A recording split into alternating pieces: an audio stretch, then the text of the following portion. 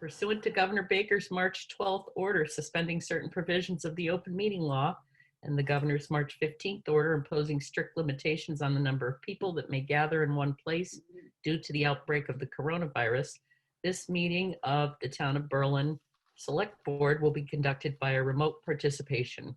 No in-person attendance of members of the public will be permitted, but every effort will be made to ensure that the public can adequately access the proceedings in real time.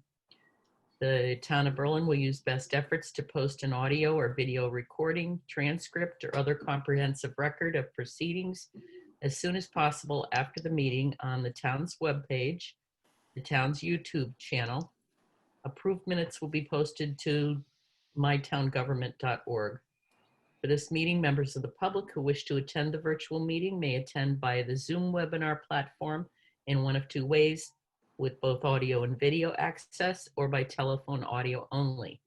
Should any board member have technical difficulties and/or lose access to the meeting will recess for a period of time to see whether access can be restored. If not, the meeting will be continued to another date agreed to by a majority of the board or adjourned until our next scheduled meeting. Call the meeting to order at 6:35. And the first thing on the agenda is that the board will enter executive session pursuant to Mass General Law, Chapter 30A, Section 21A1, to discuss reputation, character, physical condition, or mental health, rather than professional competence of an individual, or discuss the discipline or dismissal of, or complaints or charges against a public officer, employee, staff member, or individual. Section 2A3, to discuss strategy with respect to collective bargaining or litigation if an open meeting may have a detrimental effect on the bargaining or litigating position of the board and the chair so declares. I declare. That would be for the fire department.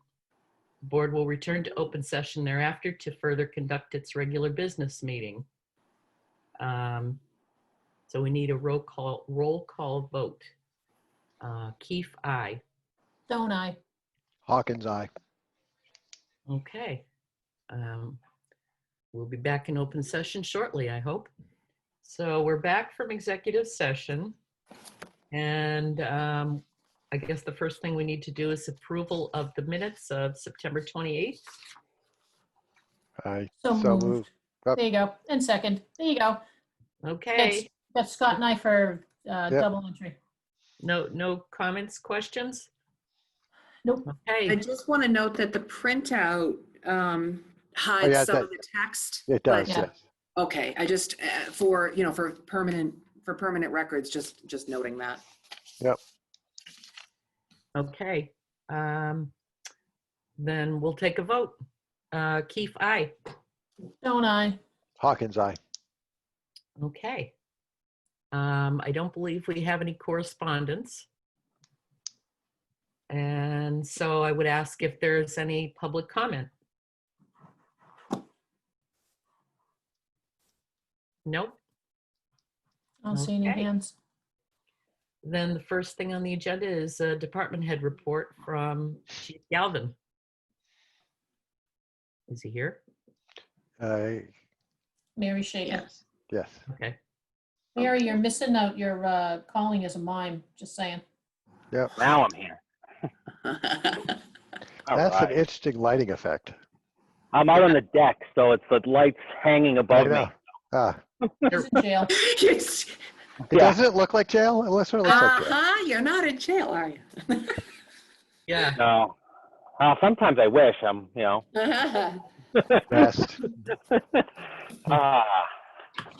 So doesn't seem like it was that long ago I was here, but September. So September was a somewhat quiet month. We had just under 900 incidents that we handled, 8 involving criminal charges, and fortunately, after last month and talking about the previous 2 months in motor vehicle crashes, we were down to only 4 motor vehicle crashes. And of those 4, 2 actually for the police department were a minor involvement. They were on the highway, so we just responded to assist.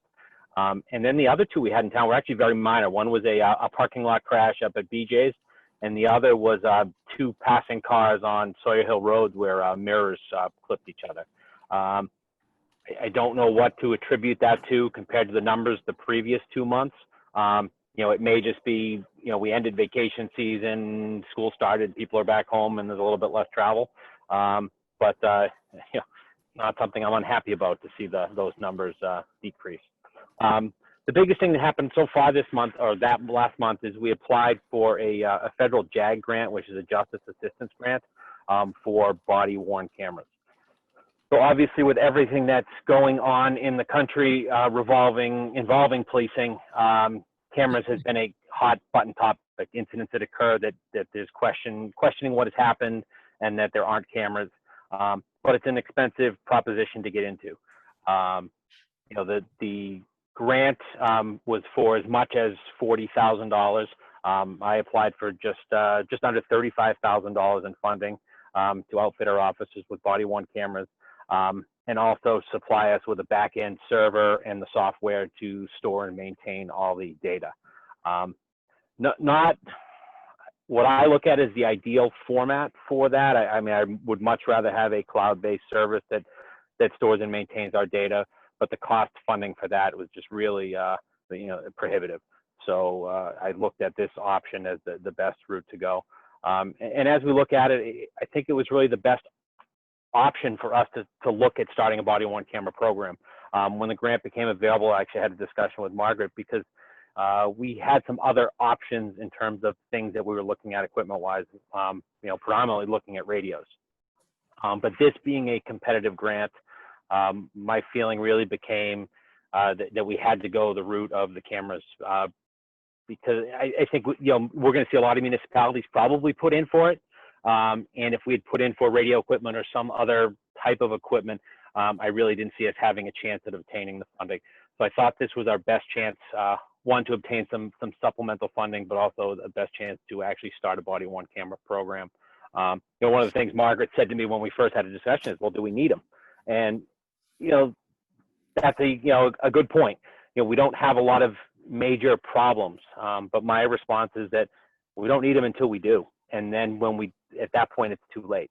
But I think what comes from this is, building public trust. The fact that we're willing to do this, we're going out to do this now, shows the public that we're not afraid to record ourselves, that we're not afraid of what we're doing, and that we're following the proper policies, procedures, rules, and we're just going to document it. It's actually going to provide us, if we're awarded the grant, there's a lot more upside than potential downside. In terms of evidence collection when we're at a scene or at a crime. Studies have shown that it actually de-escalates situations because people that are upset and angry when they know they're on camera, they don't necessarily want to continue down that path. And it will also keep officers that could get out of line to keep them in line. So I think it's a huge win for the community if we're awarded it. I'll keep you updated and see where it goes. But I'm glad that we at least have an opportunity to apply for funding because I have a feeling with some sort of law enforcement reform that happens, whether it's in the near future or as we continue to move down the road, that body-worn cameras are going to be mandated. And I don't know what funding will be available if there's any in the future. I'm also working on a second grant that will be submitted shortly for the radio system. And I've been continuing to meet with vendors to try and come up with a firm quote on what we're looking at. Meeting with different vendors, there's a lot of different options out there. So we're trying to figure out what's going to be the best as we move forward. And we actually applied for a third grant quite a while ago, but it's kind of come to fruition now. And I call it a grant, but it's more of a program that the state wants to implement. So you sign up and you get it. So we actually now have printers installed in all of our patrol vehicles. And we will be implementing e-citation software. So, traditionally what happens is an officer writes a citation and, they spend time filling out all the demographic information, the vehicle information, the violation information. With the e-citation, all the work that they're already doing on their computer to check records automatically backfills into an electronic template, which then prints for a citation. So it's a little bit more efficient in terms of officers working on the street, but more importantly, it saves us on the back end. When an officer writes a citation, they're making 5 copies. We give a copy to the operator. The officer keeps the copy. There's a department copy. We have to send a copy to the court. We have to send a copy to the Registry of Motor Vehicles. So there's just a lot of additional work that comes from that. So that's all going to be eliminated. Everything will be filed electronically. It's going to take some burden off of Sharon, but also, lessen our storage needs and our paper usage. So overall, I think it's going to be a huge win. We should have some training. It was originally scheduled last month because of COVID concerns. It was canceled. We're tentatively scheduled for next week, and it looks like we should be able to move forward with that training. So we also started school. A lot of angst with that, but this year, Officer Goulding met with the schools. They came up with their drop-off and pick-up procedures. And unlike previous years, we really had 2 first days of school because kids coming in different at different times with the hybrid model. It worked very well. Officer Goulding is continuing to work with staff and students and parents as we kind of work out some of the hiccups. But one thing that really was great is we have some new students at BMS this year, and just in some interactions around town, I met 2 different families that both had comments about their interactions with Officer Goulding. He happened to be out front of the school when they were dropping their kids off for the first time. And I think that can be something that's tough, anyways. And now you add COVID and parents can't get out of the car and maybe can't walk them into the office and bring them into the school for the first time. And Officer Goulding was there. And actually one parent commented because they had like paddles with the kids' names on them, and that Officer Goulding had both of this person's kids with the names, so that he got to meet Officer Goulding. He brought them to their classrooms, and it just really was nice to hear that, because there's been a lot of controversy about maintaining police officers in schools, at least countrywide. It hasn't been a problem here. And to hear these good stories and to know that we're still being effective in our school is something that's important. We also began our hiring process this month or last month to replace Officer Welch. It was kind of exciting. We had a lot of applicants from a variety of backgrounds. Over 150 resumes were submitted. We actually narrowed that group down to 25. 3 of those 25 were previously academy trained, and then there were 22 others that were not. So the Municipal Police Training Committee has instituted a new standard for their police academies. And so there's been an obstacle course for years that you have to complete in order to get into the academy. Now there's an additional physical standard where you have to meet a certain number of push-ups, sit-ups, and then meet certain time requirements for a 1.5-mile run and the 300-meter run. And that's based upon an age category. So we put those, we offered those 22 others a chance to come in and complete that standard. Of those 22, 4 responded that they couldn't for a variety of reasons. And unfortunately, the day of the testing, only 8 of the 18 showed up. But we ran the 8 through the testing. 5 of them passed, and then we just last week interviewed the final 8 candidates, the 3 that were previously academy trained, and the 5 others. Unfortunately, all of the academy trained people have since withdrawn. 2 of them received job offers from another community, and another had a personal reason why she withdrew from the process. But through the interviews, we've narrowed it down to 2 candidates right now that we're going to continue on and move forward with. Very happy with both. Both have local ties, some to the town of Berlin, others to the area with Marlborough.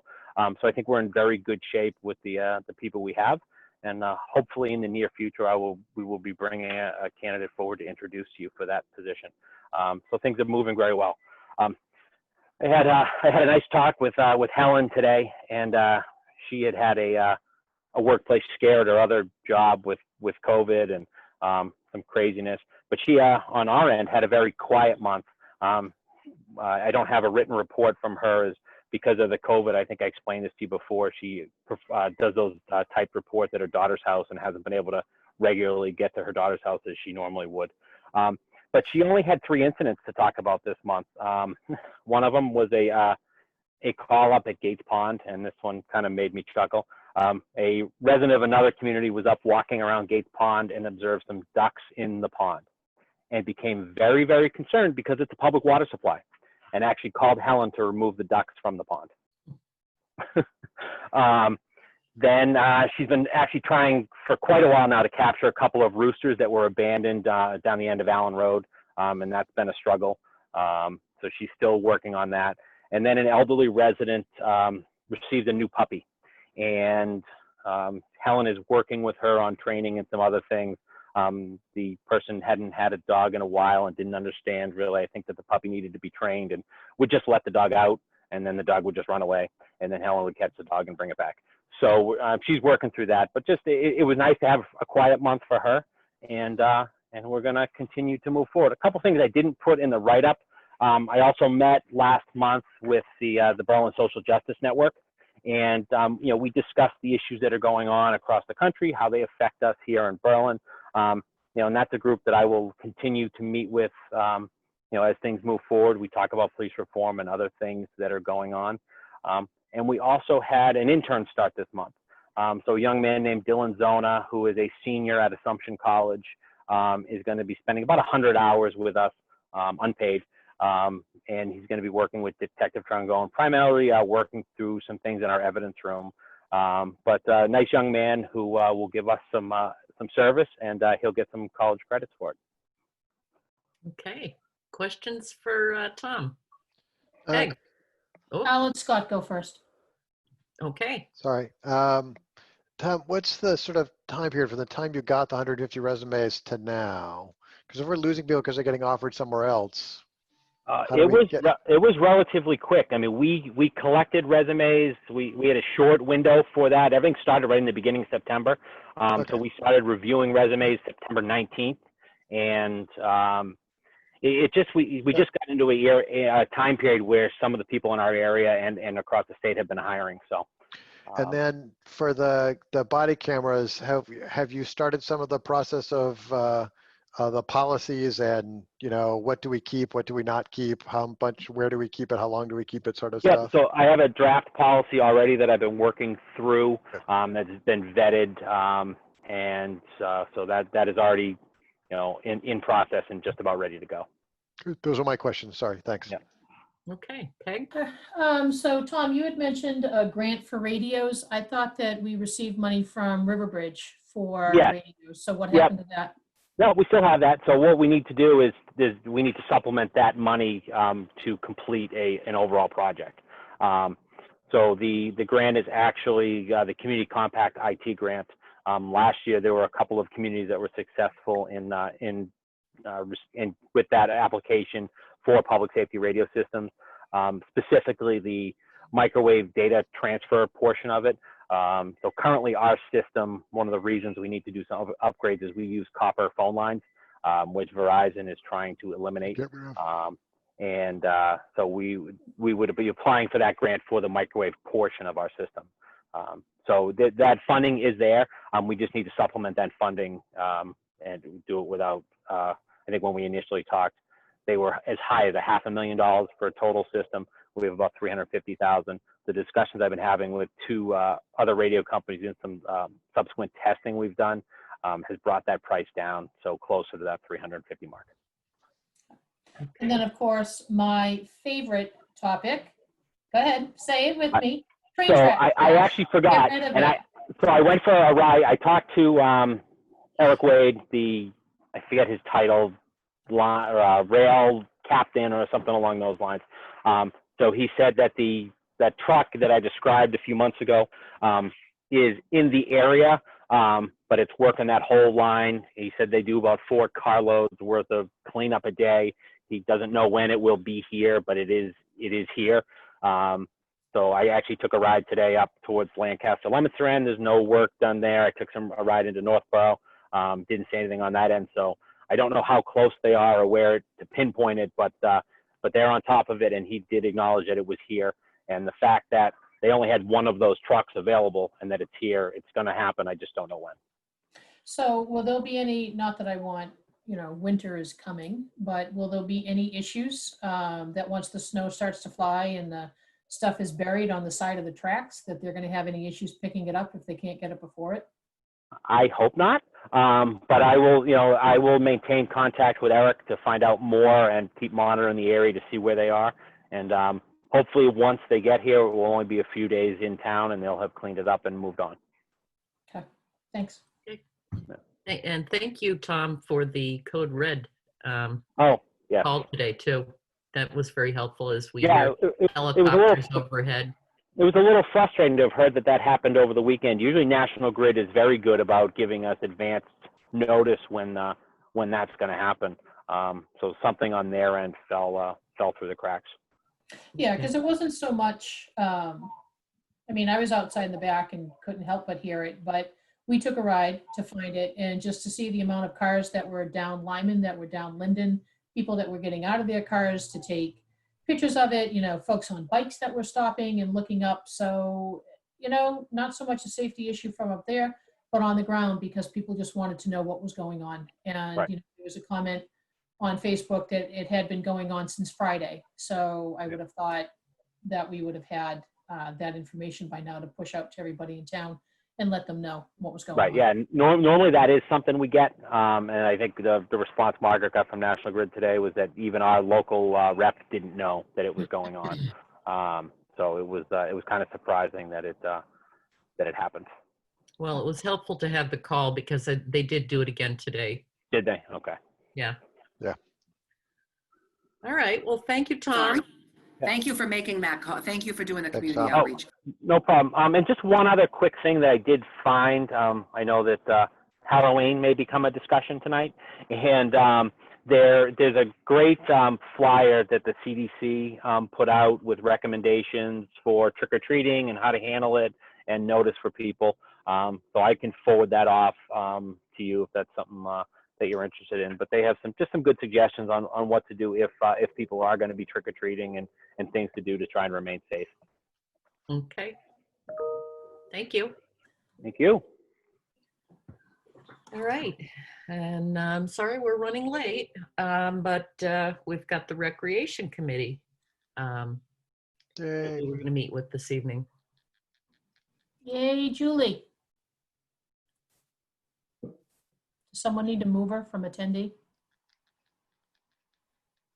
Oh, Margaret, are you the one? I will try. Let me find Julie. I don't see Julie. Oh, there she is. Okay. Mary, I'm going to make you host.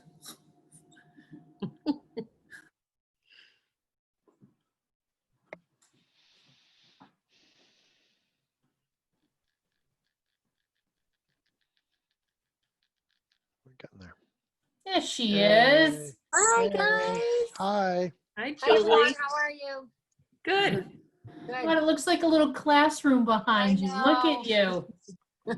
This is Lee. This is what we're doing. Yeah. Bathroom. There you go. All right, I'll go quick because I know we're behind schedule. So there were three things I wanted to discuss. Halloween was one of them. I just wanted to update you guys on the sports for the youth that's going on right now. So as you probably know, there's no real soccer happening for the youth program. You will see when you drive by, the Soccer Youth Association decided to do a skills and drills sessions to keep the kids actively engaged in soccer without any competitive play. So there's very strict guidelines from the organization. You know, the kids are in masks the whole time. There's no, no touching, no coming in close contact, anything like that. And they have somebody facilitating down there. They have a COVID coordinator for each practice.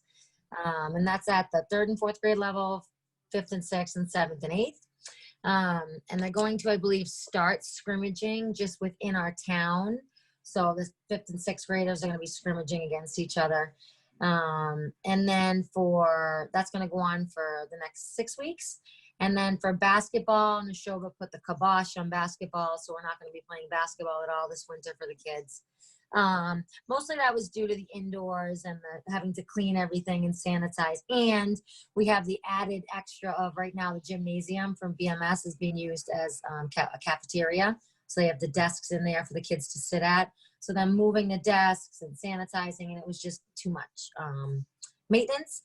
So that's really all we have going on recreational wise down on the commons. I mean, kids are down there playing around And it's sort of, some people are wearing masks, some people are not.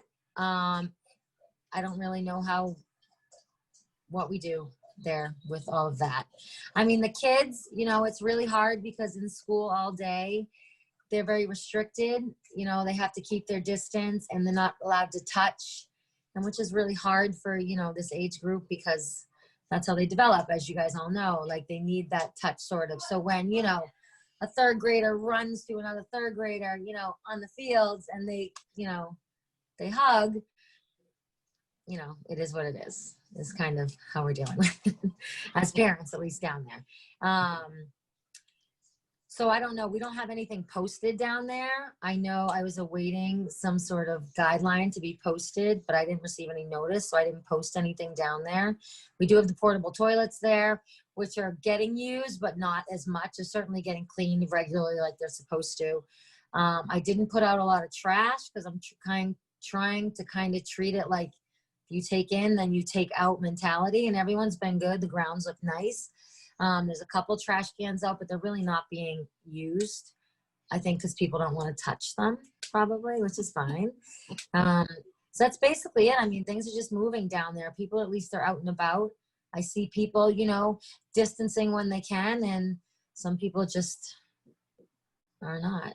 And that's it. You will see groups down there, though, because someone brought to my attention there was we have some kids playing football, like in the back or right out front there. And it looks from the distance that, what's going on there? Nobody has masks on. But those kids are a close group of kids that have been together, you know what I mean, this whole time. It's like family cousin sort of thing going on down there. But I think it might be helpful for us if we had some kind of something posted so people knew what the expectations were down there. That's it. Okay, All of that. Margaret? Well, through the chair, a while ago, I actually prepared some signage, but it's been a while. And it was like a combined sign. It talked about the mask wearing and safety requirements. Let me see if I can dig that up. Because that could certainly be posted. We could put it in the laminated sleeves and things to put up around the field. So let me dig that up. Okay. Let you know. All right. That's great. And what is the Board of Health or CDC? What are you getting from those kind of guidelines as far as trick-or-treating? Are you speaking to me or Margaret? Yes. You talking to me? You talking to me? Yeah. Have you So- gotten any guidance about the Halloween only that you're using, or? The only guidance that I have is what I read coming from your office. Right. I know Boylston's meeting tonight to make their determination on it. I know Worcester's already canceled. I know. Springfield's canceled too. Yeah, those are big cities, so I can sort of see, why they would go that route. I mean, we're a small town. We have zero. Go ahead. It's a major debate up in my neighborhood because the Oh, eco sure. village, it's the eco village is where a lot of people go, and how much we want to, outside people coming into the community where we have some elderly people and some people with health concerns. At the same time, it is something that the neighbors here greatly look forward to every year as well. I So know. we are torn. So Yeah. can we make a determination tonight? I mean, can we be smart about it and say, we recommend, don't go door to door, don't go knocking. There's been articles that I've read in the paper where candy could be individually wrapped, but that's assuming that the person who's individually wrapping takes all the precautions, obviously. You've got gloves, you're washing your hands, you're putting them in there. So then somebody comes to the end of your driveway, they're on a cookie sheet, they come up, they pick up a bag, they go. That just a plastic mask is not sufficient. You've got to wear a mask under it. We would hope that the parents would be out with the kids and maintain social distance. Julie and I have been chatting back and forth in email, and, it's a great disservice to the kids. As she was saying, we've got to try and do something. So with the board's permission, I'd like to try and lend Julie a hand because I know that she's knee deep in, homeschooling, and the other ladies of the committee that I'm happy to reach out to Dave Smith and have him put the scarecrow hanging uppy things, for lack of a term, and maybe the bleacher to do a pumpkin show, that this way the kids can do it at home. They don't gather, on the church property. They come with it ready to go. They tack it up. They drop off their pumpkin. They leave an index card. The selectmen go down later. We vote, we call the kids, we call the family. I still have the gift certificates from Easter that I would like to use. Tom Andrew in the church in the center of town has granted us permission to use that. We just need to pick a date.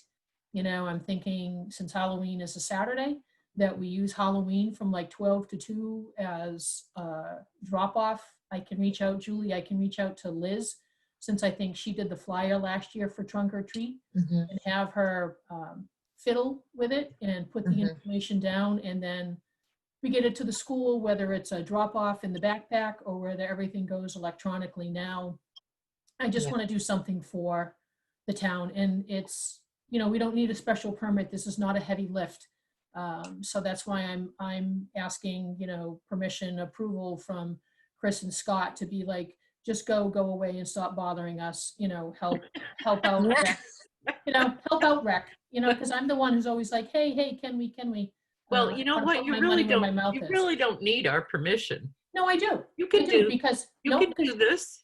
no, You because can I do don't want to this if step you out. like. I don't want to step outside boundaries. I don't want to be like, Right. crossing groups. So, permission, approval, and then I'll just charge like a bull with it. And then, and just let us know if the selectmen are going to be involved and in what way. Oh, we got to judge. We got to judge pumpkins. Yeah, but I'm saying you Okay. can do your thing. That's great. Okay. Okay. Everyone's a winner. So Winner, So winner, just so chicken because- dinner. joke. because parents are talking about Halloween and sort of wondering where the town is leaning on this, it's going to be, Halloween's going to happen. Or are you guys going to discuss that later? Well, I mean, can we I don't make a think- determination? I don't think it really isn't on the agenda as far as us discussing it. Okay. I mean, I just kind of felt as though people were going to be smart and do the right thing Right. under the CDC guidelines. There is a hand. Have it in my report. If you would Yeah, like. Mary? There's a hand up in the audience. Janet Lemmy, would you like to hear an audience member or not? Sure.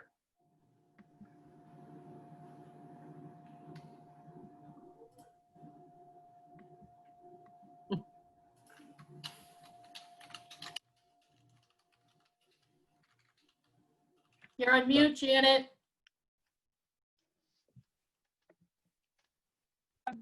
There you go. Okay, There you are. I just emailed Peg the CDC and the mass.gov Halloween guidance. I suggest you read it before you make any determinations, so you're not backpedaling. Board members, it's all in my town report Yep. tonight. I There think you the Charlotte go. Board- But I the just Charlotte thought Board I'd of Health share has it. added to it too. Peg can share it with you guys, but I just happened to have it for school, so I just forwarded it to her. Okay, thank you. All right, Right. that's all I wanted to say. Thank you, Janet. Thanks, Janet. I love the scarecrow idea. Well, it's an easy peasy. I mean, you're not congregating. Kids are bringing it. They're tacking it up with however they tack it up, and then they go away. So it's an opportunity to get out, to do something, to wave at a distance. There's really not a lot of social interaction. I'm sure that Dave and his crew can space them apart. Pick one, put it up, and go away. Same with your pumpkin, type of thing. Okay. I like that. All right. So I know we did have on the agenda to talk about recreation's charge also. And just in reading it, I just didn't know whether you and the girls had anything else in mind for the year, hopefully once COVID's off the table. If you had discussed any kind of things, events that, for like different age groups or that kind of thing. If not, if not, that's fine too, but that's what we were going to ask you about too. Right. No, I think that's a good, this year, no, we're just really trying to absolutely survive and just trying, it was more, just trying to follow the guidelines and keep people safe on the grounds. And what happens when, people aren't necessarily practicing, those taking those measures, right? Because they are outside. So you can, as long as you're far enough apart, you can have that mask off, right? But how do you control children with this whole thing? So Yeah. it's just you know what I mean?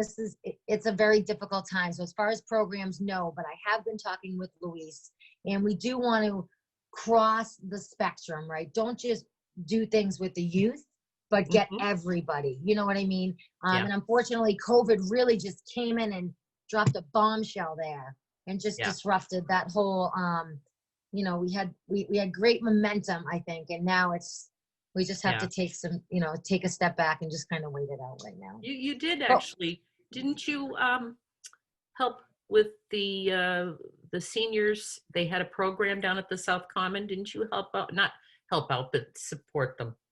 We did. Yeah, we definitely did. We did support them, and we got an extra portable toilet there, and in those little things that we can do, of course, we're going to support and help, you know what I mean? And we want to work in partnership, certainly with the seniors. So yeah, absolutely. And with the Council on Aging, whatever support they need, we'll certainly give, Yeah. Well, I appreciate it. That was a really nice program. Yeah, that was great. Yeah. Yeah. All right. So that's great. All right, Okay, Peg, we'll be in touch then. Yeah. Is there anything Absolutely. else? Anybody else have any questions? Margaret. I always have to add some. Julie, I just sent you the signs that we prepared in April. So take a look and see if there's still the signs that you'd like there. We had laminated a bunch. They've disappeared since April, but look and see if you want additional guidance added. We can certainly make more. Okay, that sounds great. Thank you, Margaret. That's perfect. I appreciate it. All right. Thank you, Julie. Thanks, everyone. All Thanks, right, Julie. bye-bye. I'll be in touch. Yeah, you got it. Thanks, Peg. Thanks. Bye, everyone. Okay. Well, moving on to the town administrator report. Trying to make up a little time here. So I'll take a couple little tidbits from my original report and then a few from my supplemental report tonight. Did you have a town administrator report in the Google Drive? Because I didn't see it. I put it in. I put it in on Sunday, so I apologize for the delay. It went in on I looked Sunday. today. I couldn't find it today. Yeah. I have it Oh, up. it's because it's not in a subfolder. It's just kind of out there in the main folder. Oh, I would have seen it. Huh. All right. Okay. If you can't find it, let me know. Yeah. Did everybody else? I have it, as you say, it's up on my screen now. I read it last Sunday and looked at it again today. Okay. Go ahead. All right, I'm just going to pull out a couple of tidbits. First of all, today marks the first day of step 2 of phase 3 of the state's COVID reopening guidelines, and this is applicable to lower risk communities like Berlin. One of the things I've outlined a number of the effective measures as of today, but one of the things is that indoor performance venues are going to be permitted to open at 50% capacity with a maximum of 250 people. Lisa Smith, our 1870 town hall manager, is aware of this and is working to see if she can start putting any programs into the town hall, because that is long overdue, and I know she's really anxious to get the building up and running. The Halloween safety protocols that Janet mentioned, the Mass DPH and the CDC protocols are in my supplemental report tonight. They're all outlined there. The CDC guidelines go into addressing lower risk activities, moderate risk, and higher risk activities. So anyone that's thinking of welcoming trick-or-treaters to their homes will certainly want to look at that. And I think we'll try to find a way to get the information up on the website so everyone has access to it. The library septic project, we're going to be proceeding with electrical panel upgrades that are required for the new system, because the new system has a pump. It includes a pump, and it's going to need the electrical upgrade. So we're going to be working on that in the very near future and have that all taken care of. And then moving to removal of a large tree on the property to prepare for the installation. Last week I mentioned that we had just gotten the disinfecting sprayers for the town office building and our other buildings, but I'm recommending at this point waiting on full reopening of the town offices for daily business transactions because we do want to monitor the latest COVID-19 positivity trends in the state. We know they're increasing in several states and in certain parts of Massachusetts. So I do want to watch that at least for another week or two to see where we go with this. I don't want to have to backtrack if at all possible. Now on the 40B affordable housing monitoring services, I know this is probably going to be discussed in the board's goals and objectives discussion, but I have forwarded information to the board, to the planning board, and to the housing partnership. We have an opportunity at this point to petition the Assabet Regional Housing Consortium to join that intermunicipal agreement. We would have to petition them by December 31st in order to qualify to join them effective July 1st, 2021. I think this is a really good opportunity. It's in partnership with some neighboring communities who are seeing similar growth and similar affordable housing challenges. So I ask the board to look at that, and I would say probably in an upcoming meeting, I'll have a recommendation to actually proceed with a petition to join. But I do want to wait to hear from Planning Board and the Housing Partnership first. They haven't had a chance to meet yet. And then finally, on my initial report, I attended the first meeting for quite some time of the Neshoba Valley Regional Dispatch District Executive Board. We went over some financials, including some audit findings that I will share with the board. Roselli was there going over the audit findings. There were some basic financial recommendations they had for the district to improve their expense tracking, the reconciliation procedures and things like that. So the audit information is going to be helpful. I'll forward that to you. And also, I did not ask for this, but I was nominated and elected to be vice chair of the executive board for the coming year. They expect that it would be, that I would be chair next year. We'll see. I made it really clear that I just couldn't take that on this year, not with COVID and everything else. So I'll give you updates as we move forward. But the last thing on NVRDD is that we are looking for a budget from them by December. We want to be able to plug that into our operating budget as soon as possible.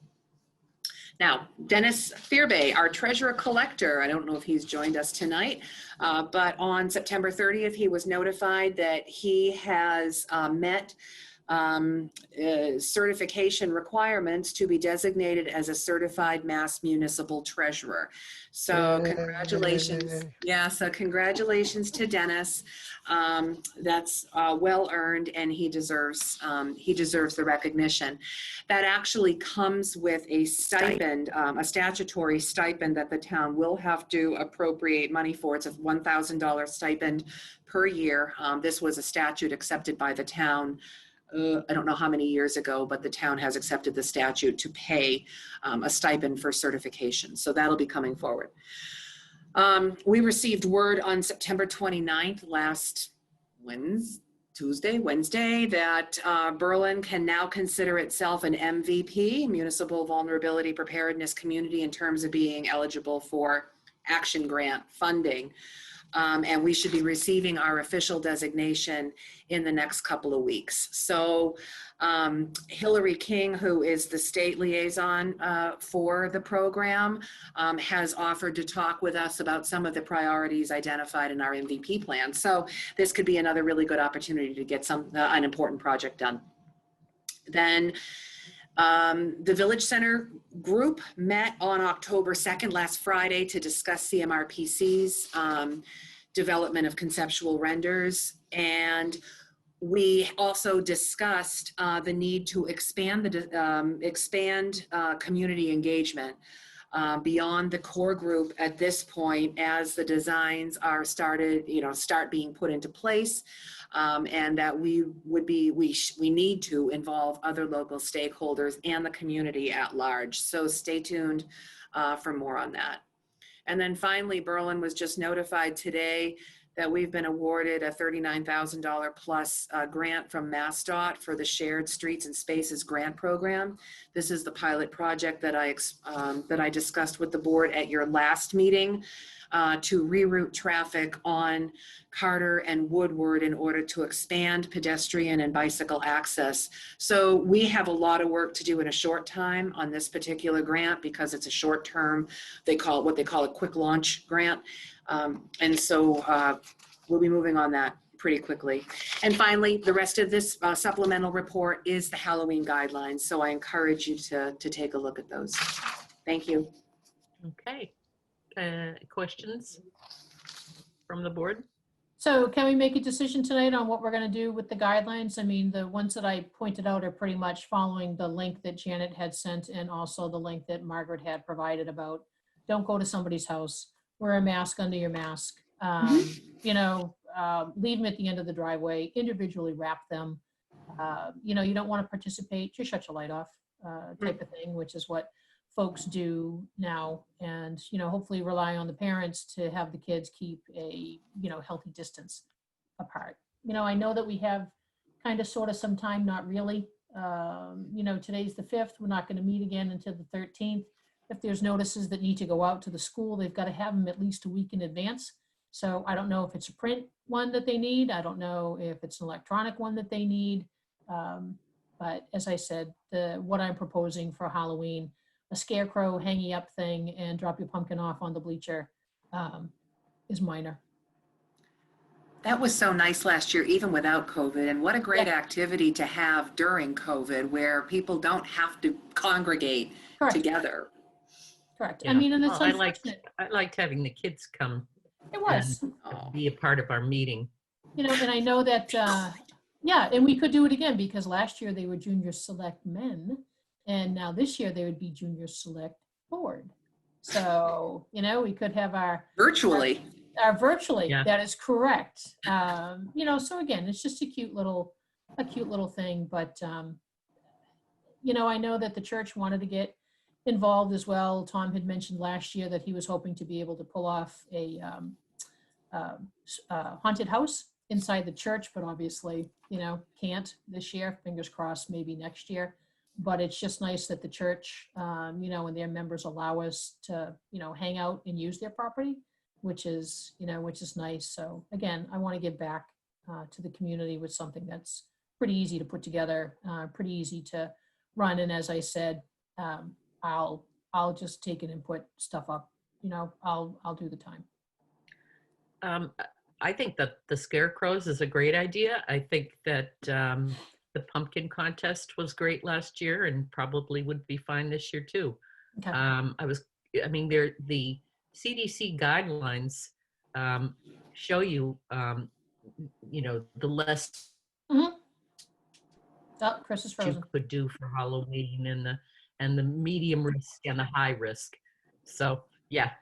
So We're all doing a Chris. so Yeah. yeah, I that's why I thought it would be just sort of use your common sense. Yep. And I don't know how Scott feels in his neighborhood, but you may have to make a decision up there. I've stayed away from the drama up here, and I don't have kids, so it just might not be a smart thing for outside kids to come up, and their parents may not let them this year anyway. Right. Yeah. Mm-hmm. That is definitely identified as a higher risk activity by the CDC, Yep. participating in traditional trick-or-treating. Yeah. Right. So then do we just go with, hey, come hang up your scarecrow. Hey, come put out your pumpkin. Here's a box of index cards. Take one, write your name and your number down. Scott and I and Chris can mosey on down, judge them like we did last year, give a holler, ask Mary to make up 3 certificates like she did last year that we can mail them to kids' house. Don't look at me like that. Just mail them to the kids' houses, Yep. stuff like that. They get on Zoom, great. They don't, great. We shout out to them. I have no objection to either one of them. I'm actually quite excited about those. My brain keeps going whether or not we should actually make a proclamation is not quite the right word, but like we discourage people from doing door-to-door trick-or-treating. And then I also wonder whether or not that's too much on the like Board of Health area or not. Mary, do you have a comment? I think Marlboro is in the red zone right now. Marlboro's red, and we have another, Northborough is yellow or something. Yeah, I thought Hudson was yellow or something Yeah, like that. yeah, it's changing rapidly. And not to throw bombs and all that subject to change, but when you say that we're open for Halloween business, there may be the unintended consequences, Peg, like you saw for Easter egg hunt, where it goes viral because once it gets on our Facebook page, it does go viral and it leaves the town. And so then you have other towns that don't have something flooding the town. So if you had non-contact activities, that's one thing, but trick-or-treating, shutting that down might be a good thing for the board to suggest, to consider doing. I mean, that is one of the concerns up in this neighborhood is that, because we're such a lot of houses without a road, we get people from surrounding towns. And so even if we told the schools, boy, we're not really doing it, how do you get it to other towns as well? I guess you turn off your light. Yeah, we actually will be dark. We actually might put a table at our entrance road and turn people away, but have someone sitting there. So if there was a need for an emergency vehicle, we can pull everything away very, very quickly.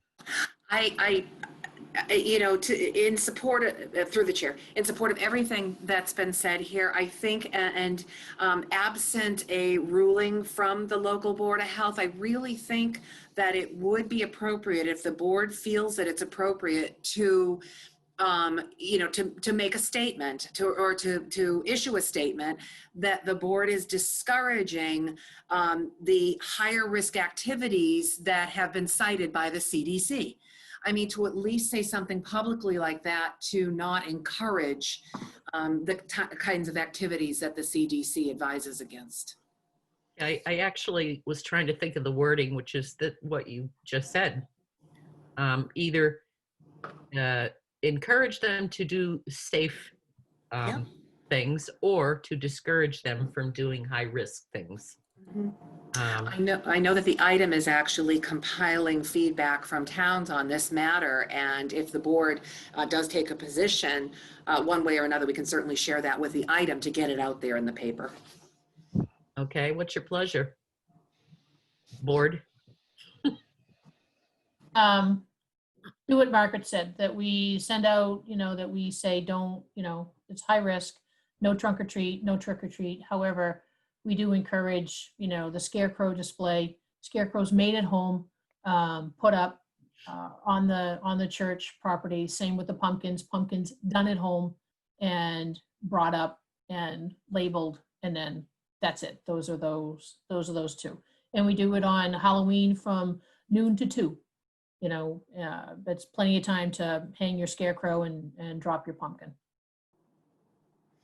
I concur. Okay. All right. That I think we all agree. Okay. I have I reached out to Liz Ford, and she's my, graphic artist, secret squirrel, but not anymore since I've said her name. And we'll work on the Town of Berlin Halloween Fest, and I can get that back to everybody so you can just take a look at it, and then we can use that to move forth with the school. Okay. Excellent. Thank you. Appreciate it. All right. Why don't we move on to old business and vote to reaffirm the FY21 tax classification vote that we took on September 28th. Molly, I'm sorry, Molly has been waiting in the audience, but just to sorry. No, she's just here to speak to it if needed. I'll try my best to just very succinctly explain. The board voted on the 28th, all of those motions that are required on the tax classification hearing. However, DOR required approval of the LA5 form that's submitted by the assessors. And they require that in order for the board to take the vote. So what we ask now is just the board to reaffirm, there's Molly right now. We ask Sorry. the board to reaffirm the votes that were taken last Monday, the 28th. Is that correct, Molly? Yeah, they granted us preliminary, not final certification till the day after you voted. So you just have to confirm it so that the dates, so that they're granting us final certification is after. Okay. All right. So all we need is a motion to reaffirm the tax rate votes from September 28th. Yep. That's it. And so I make such a motion. And I second such motion. Okay. Thank you. Then we'll take a vote. Keefe, aye. Stone Eye. Hawkins, aye. And then the three of us have to go down to town offices the next day or two and sign piece of paper? Yes, please. Okay. Mary, I think, has them on the table in your office. Okay. All right. Thank Thank you. you. Thank you. Thanks, Molly. Yep. Thanks, Molly. Yep. Okay. And the November or December 2020 special town meeting. I've prepared, as promised, I've prepared a special town meeting action calendar for the board's reference. This action calendar is in draft form, and it does project out to a potential special town meeting date of December 5th. And it does indicate location to be determined.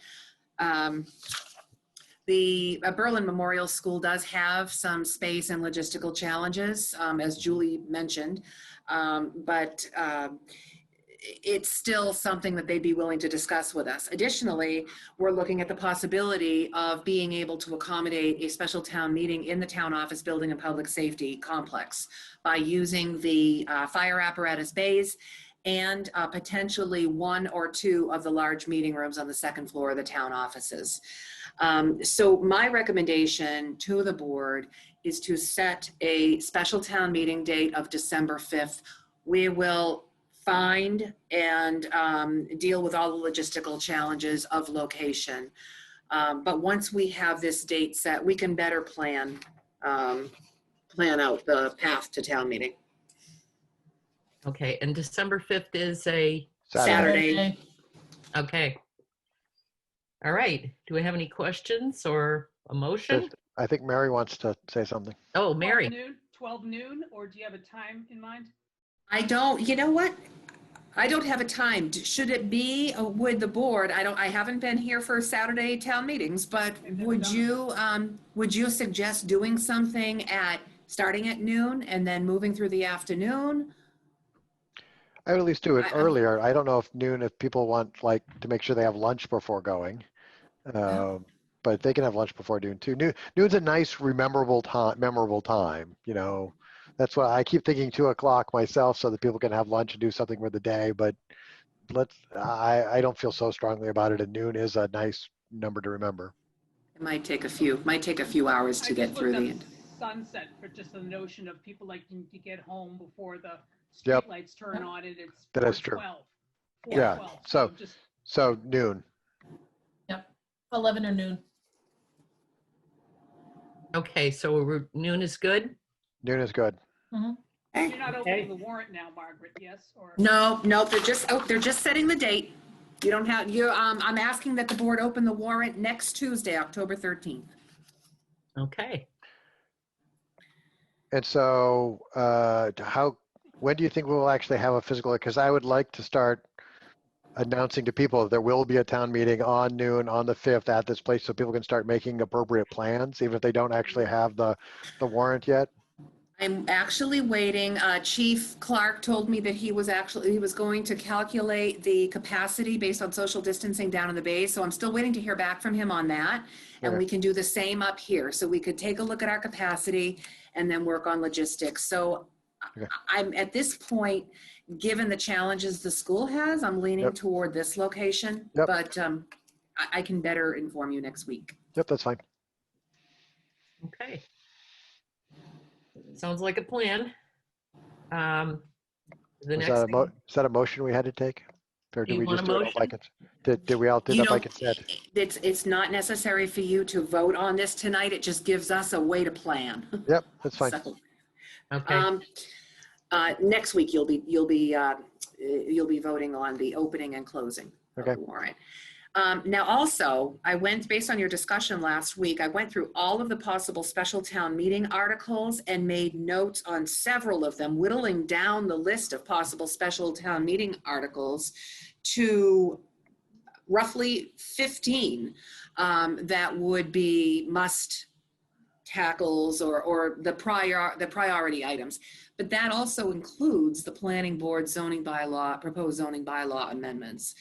So that's that's a big difference from the list you had previously of 24 articles. So I don't know if you want to go through those tonight or if you want to wait until next Tuesday to go through them, but I've made notes for the board's reference on all of them. do you want to wait until next week since we're running so late, or do you want to?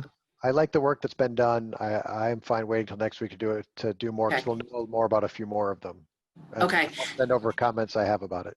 Good, I appreciate that, and I asked the board, ask all board members to send me questions and comments on the list.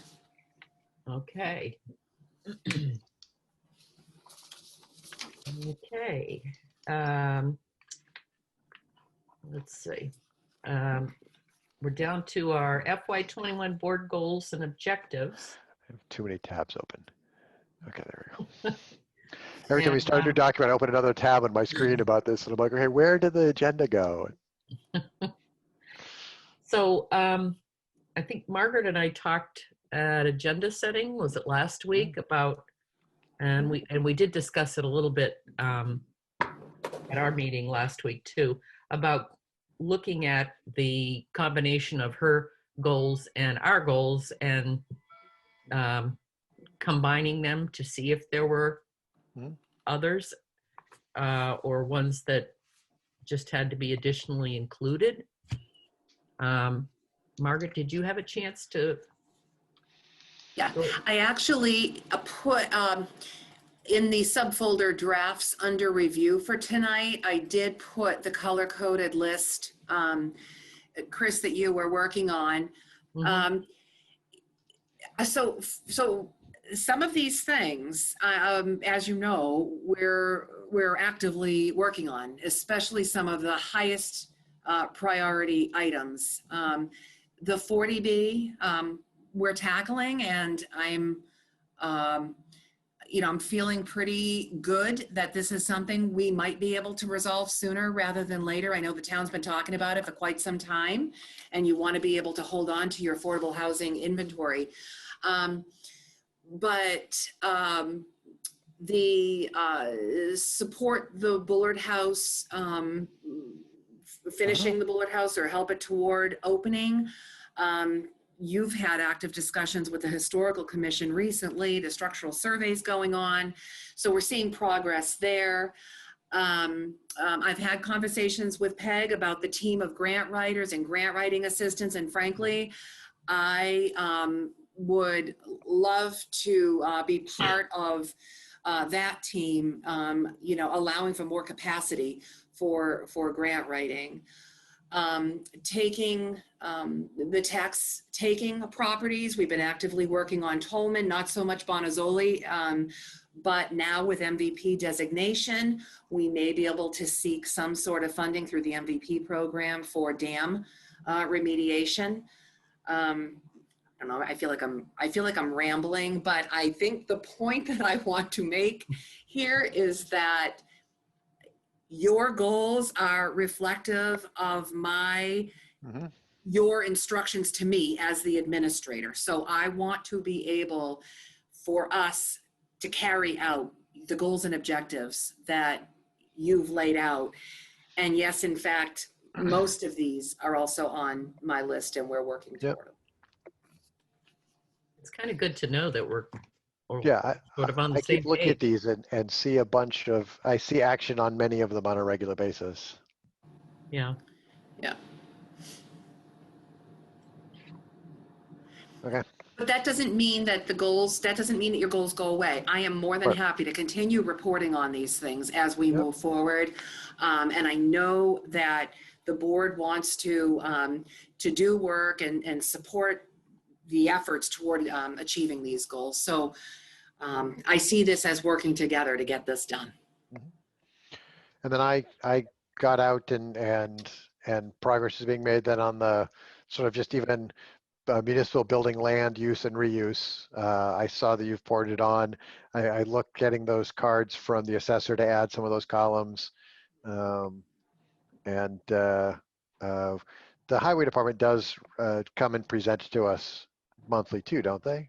Besides just police and fire, because asking him about, because some of those old highway buildings, I'd love to hear from him what is in them and what they're being used for, because I can drive around buildings and get a sense of their, but I didn't break into any buildings to see what's actually inside any of them. So. Yep. Dave has actually been working in the background, connecting with, the Boy Scouts, Historical Commission. He's really trying to get a sense of who's using some of these buildings for storage to try to organize it. So you had also sent us the Town of Berlin building list, the draft. Yeah. And you invited us to make any corrections or add to them. I can just forward you the information that I had. Sure. Or both of you, yeah. Scott and Margaret. We can also build on that list further through our insurance, our schedule of buildings and assets from our insurer. We could add information from capital planning. So we can come up with a comprehensive list. It did for me point out that the Berlin Memorial School belongs to the town of Berlin, and we lease it to the regional school district, and there is no lease. That's correct. And so we might want to start looking at that, and because we're on stuff, there's a lot of small buildings around Berlin Memorial School, around the playfields and other stuff, and like who actually owns them, and which one of those are used for what. We can start getting into at some point too. Yep. Yep. Alec, one of the things on your form, Margaret, the new highway barn, I had to go back and look at the last meeting date that we had as a construction group. And I believe it was finished being built in 2018. And I think the salt shed, the new salt shed, was probably 2019 or maybe 2018. I'm talking about the new highway barn. Yep. Yeah, because I think you had 2014 for both I those. I had question marks in both of those too. I was trying to remember from town meetings when we voted and when I didn't know when it actually went on live. Yeah, they debated, it was taking so long, they debated about changing the stone on the side of the building. You know, the date that they had thought they were going to finish might not happen. So those finishing touches, they can hold up an entire project. Right. It'll be 2022 by the time we get solar panels on it. Yeah. Not if Peg has anything to say about that. I'm hoping Peg has a lot to say about it. Just saying. Okay. So is there anything else we need to discuss about boards goals and objectives tonight? Or should we just move on to new business? Yeah, I mean, we know what we need to I do. just feel waiting for a while. Yeah, we know what we need to do for our goals and objectives to keep them moving forward, and not dump and run on Margaret. So we'll just keep going. Okay. Then we'll move on to, we have 3 appointments. Wes Durant Jr. to the Council on Aging, Jason Collier to the Energy Committee, and Stephen Broder to the Energy Committee.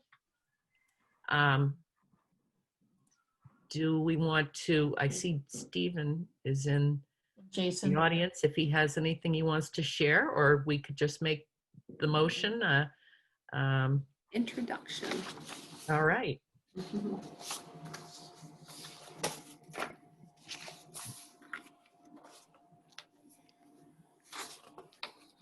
Hi, Steve.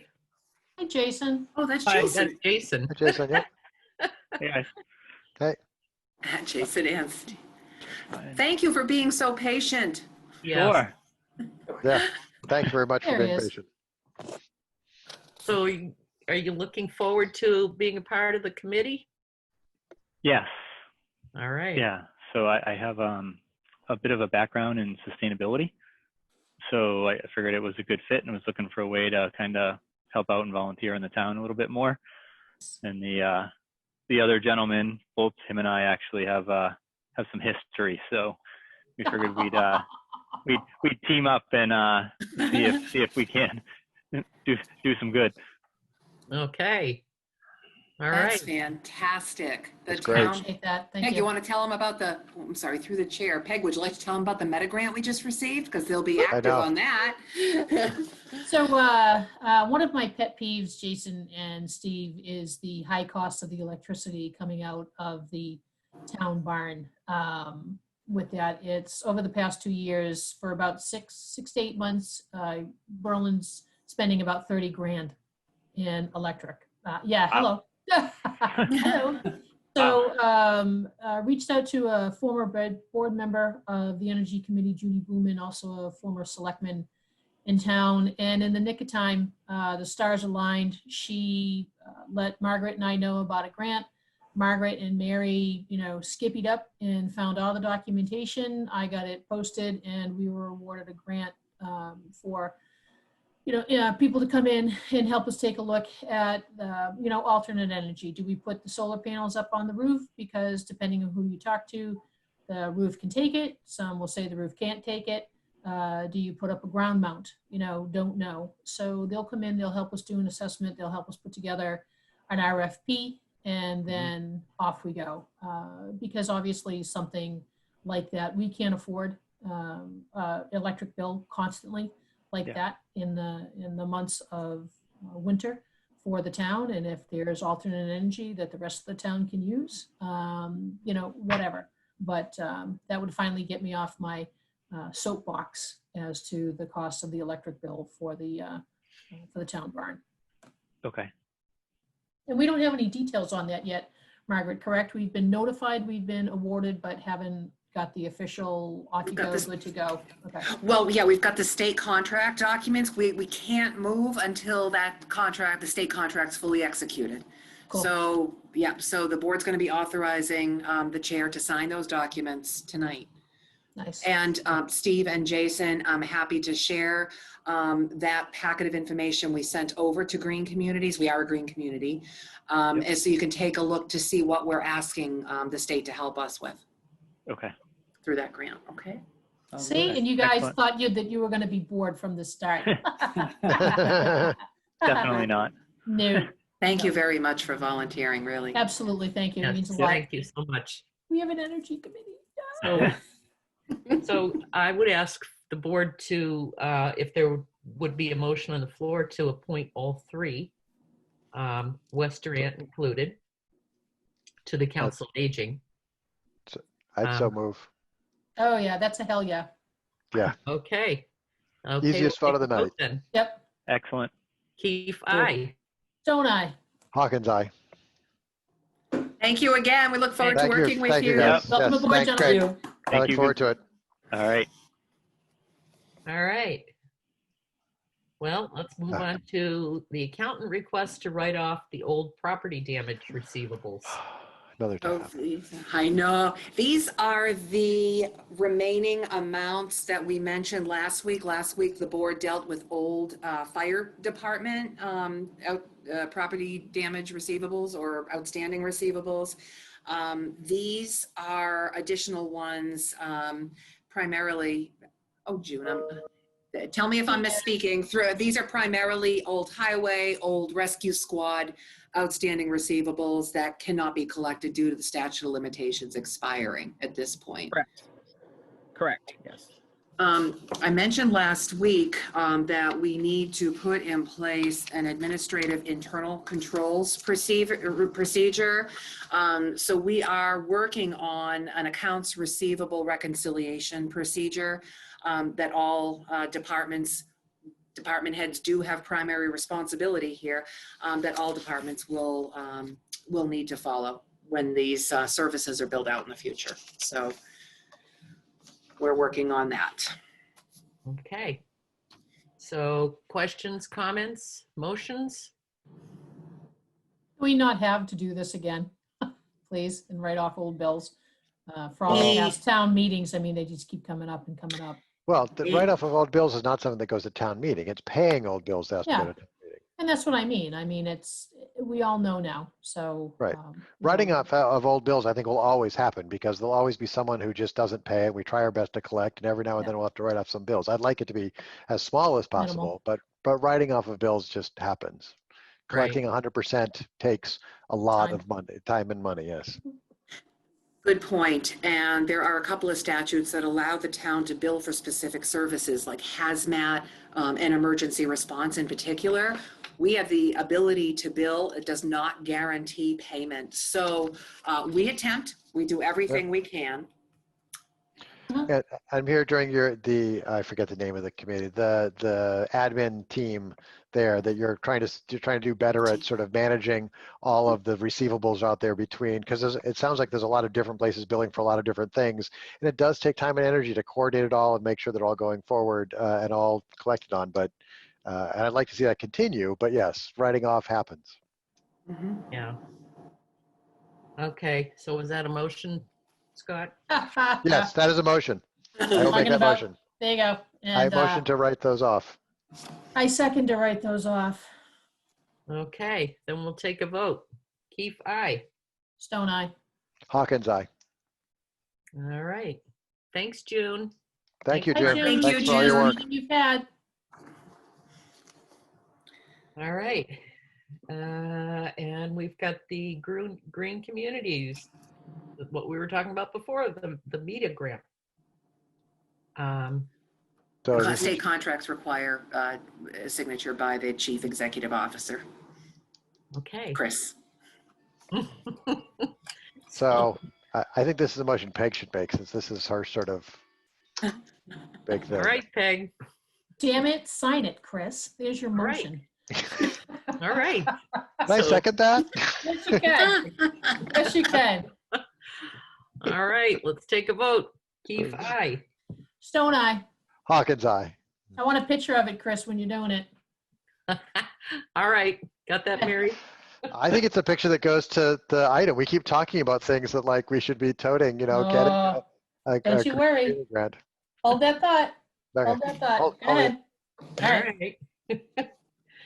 Okay, then we've got the town administrators notice of intent to appoint a highway department heavy equipment operator, laborer, driver, mechanic. That's right. Grade 7, step 1, $21.98 an hour. Interviews were conducted by Dave Smith, Highway Superintendent, Tom Bradley, member of the Personnel Committee, and I last week. I think it seems like it was last week. It might have been the week before. And we conducted interviews of 3 applicants out of 4 potential candidates. The interviews went very well. The person that stood out, as recommended by Dave Smith, is John P. Mitchell Sr.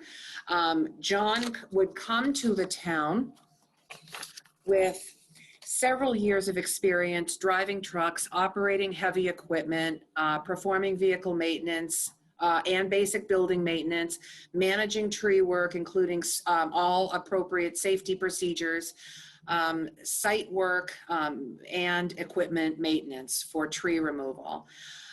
As noted in the intent to appoint, I would not appoint unless I had the board's approval or the 14 days lapsed under the act and all pre-employment requirements, including reference checks, medical, physical, pre-employment physical requirements, et cetera, have all been met. So this is the notice of intent to appoint John P. Mitchell Sr. To the Highway Department Heavy Equipment Operator, Driver, Laborer, Mechanic position. Okay. And go ahead. And if we make a motion, that allows us to go along faster as opposed to having her to wait 14 days. If you proactively voted to approve, yes. And the pre-employment stuff that you say that you'll take on includes making sure he has the appropriate credentials and licensing? Absolutely. We require copies of those. Yes, absolutely. All right. I don't know how to word, but I'd like to make the motion that we approve the intent to hire. So Agreed. Second. Okay.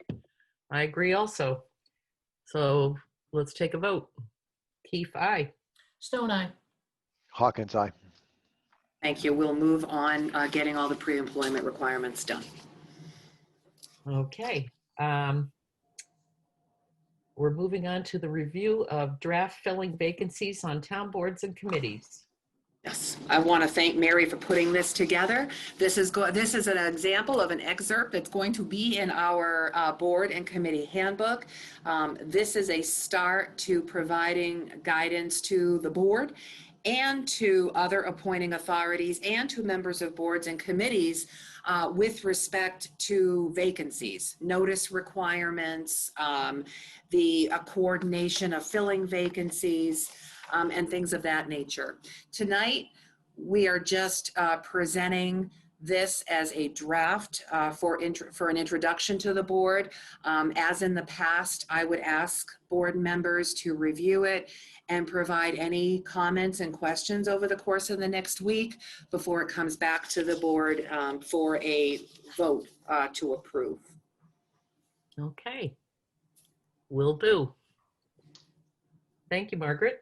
And thank And you, Mary. And thank you, Mary. Then we'll take a look and we'll put this back on next week. Mhm. And we'll move on to the state general election warrant. Can I just say, I got my ballot in the mail today. I filled it out, I signed it, and I dropped it in the box at 5:30. Boom, I have voted. Where's my sticker? Very good. So thank you to Eloise and James. I know they're doing a bang-up job. Oh, So just Do we- wanted to give a shout out to them. Do we give out stickers to people who early vote? I mean, it's hard for people who mail things in, but Yeah. I know that Happens there was a request last, not this past one, but the one prior for stickers, so.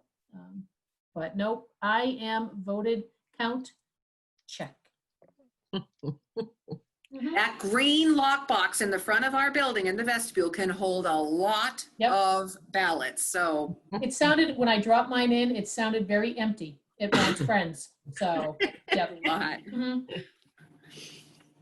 All right, well, we need to vote to have the board vote to have, I guess, is it me sign the Warrant. state this election is warrant? the full board, all three members All of the three board. of us, will that's sign. right, Have to that's sign. right. I did see that. so if we Wow. don't sign them, we can't vote for president and senator and other things like that? Mary will come after you. Mhm. We really don't want to have to go for special legislation validating an election, do we? No, no, we don't. This is why this is the there is no option here, and why would No, any town there's no ever take other- an option? And so Because why there's is the state option forcing A. us to have these type of votes and these type of signatures? Okay, I will vote that we are allowed to have the November 3rd election. Me too, it's second. All Chris is right. frozen, everyone Let's do it, take a Chris. vote. There you go. Did Chris vote? I didn't hear anything. No, I said Keith, aye. Good. Don't I? Hawkins, aye. And so this will be something else we have to go in today or tomorrow, or today, I'm not going tonight, sorry. And the next day or so to go in and sign. Right. Mary will have everything on our table? Yep. Cool. So they Everything's can- on you. That's what the nice table is used for now. It's just documents for us to sign. Mhm. Okay, we've got one more thing. It's to Okay. discuss the town meeting warrant article requested by Berlin-Boylston Regional School District. Where did that go? Okay, I'm not reading this whole thing, obviously. I No. recommend that the select board support jointly submitting the proposed legislation on the school committee election by simple vote of the boards of selectmen and district's transition committee if required, according to section 8 of the Home Rule Amendment of the Massachusetts Constitution. as recommended by Berlin Town Council Lauren Goldberg. And I'll add that Senator Dean Tran has responded to my inquiry on this. He said, yes, you can use Section 8 of the home rule process to directly petition the governor. And I've also heard from the town of Boylston, whose select board is also discussing this tonight. This would help expedite, I think this would help expedite the special legislation. Okay, and I know, Margaret, I've talked with you about my issue with the legislation itself is that the regional school district clerk Needs to be clarified. is a school committee member. Mm-hmm. Yep. I just don't think it's right that one person on the school committee, it would probably be better if it was someone who was a permanent employee, either the superintendent or the superintendent's designee, like his secretary or something like that. That would be my suggestion. I'll communicate that to the district and the town of Boylston tomorrow, see if we can get clarification on that or change it to a permanent employee. Yeah, I mean, it's a clerk, and they only have a secretary for the school committee, so I don't know how they got clerk out of that, but whatever. Hopefully, ultimately, we'll be able to revisit the district agreement entirely and maybe do something about the timing of elections. Yeah. Yeah, so Okay. I would not oppose it because of this, but I'm not a fan of it. Talks about that the election has to be 7.5 hours long and closing at 8 p.m. We just had a town election where we adjusted because of health reasons, encouraged people to vote early or vote by mail and shorten the number of hours. This tells us, I mean, it has to be no fewer than 7.5 hours and close at 8 p.m. So 12:30 in the afternoon is as short as we could make it. And if we made it earlier, I'm not a big fan of that. Mm-hmm. But I wouldn't vote against it because of it, just because overall this document fixes a lot of things. I can convey that concern, though, especially in light of COVID, right? Okay. Right. And even next May, we could be still having the same type of issues. Right. Okay, so do you need a vote on this? Yes, I would appreciate a vote of support from the board on this. Yes, with the noted concerns. Yes. Okay, then do I hear a motion? So moved. Second. Okay. All right, let's take a vote. Keefe, aye. Stone eye. Hawkins, aye. Okay, thank you. All right. We're down to board questions and comments. Anybody? Bueller? Bueller? I do mine during the meeting, so I don't know how much I'll end up at the end. All I right. can't wait that long. Okay, I will go quick. So thank you again on the Halloween stuff. I will get that out. I've already emailed back Liz Ford to make the changes. I'll share that. Last week I brought up the Boris Cares for flags for the veterans. I reached out to Kate Hogan, her spokeswoman Karen Frecker out of Hudson. Karen loaded me up with a boatload of names to reach out to. She did say that it will take about a year to get this done because there's lots of policies and procedures and who you need to reach out to and who wants to be included and who doesn't want to be included. Born in Berlin, raised in Berlin, died in Berlin, relatives in Berlin, et cetera, et cetera. And the women who are pushing it forward in Northborough also reached back and said that they would talk to me after Veterans Day. So we'll get that going. I'll check interest from the American Legion, see if they want to do anything, the women of the auxiliary from the American Legion, and also Jim Cabral, our veterans guy, and just anybody else in town who might want to help. Again, it's going to be a long race, but other towns have done it and have been successful, so why can't Berlin at least explore it? So Scott, to your point about getting stuff out on Berlin, I don't know if anybody saw the item over the weekend, but really nice article on Bob Hodge, our library director, and his tales about his running career. So a shout out to Bob for that. I thought that was kind of cool. A shout out to Jan for putting our letter in for official looking for volunteer help. So appreciate that. And let's see, what is this one? Oh, So Margaret had talked about grants, and again, it kills me. Every time I pick up a paper, there's a town around us that has gotten a grant. So classes in a couple, We're doing okay. We I just know. announced 3 of them, I thought. so, and that's But that's they're gonna not lead, making, they've got to make the paper. I think And- that's Right. the point. and that's where it Right. comes in. So where again, it's like rec, where I open my mouth and then I pull my foot out of it. So I will gladly take on stealing stuff from Margaret's TA reports, whether it's, what we're doing, grants that we're getting, and getting it out into the paper. Now, I know people are going to say, oh, but you can watch it here and you can come join our meeting and Margaret's stuff is online. That's great. Yeah, no, we've got to get it out other ways. I like reading the item. I love doing, dramatic reading of the police logs in it. So, I love the dramatic reading of police logs. I do that as well. They're awesome. They're awesome to do that.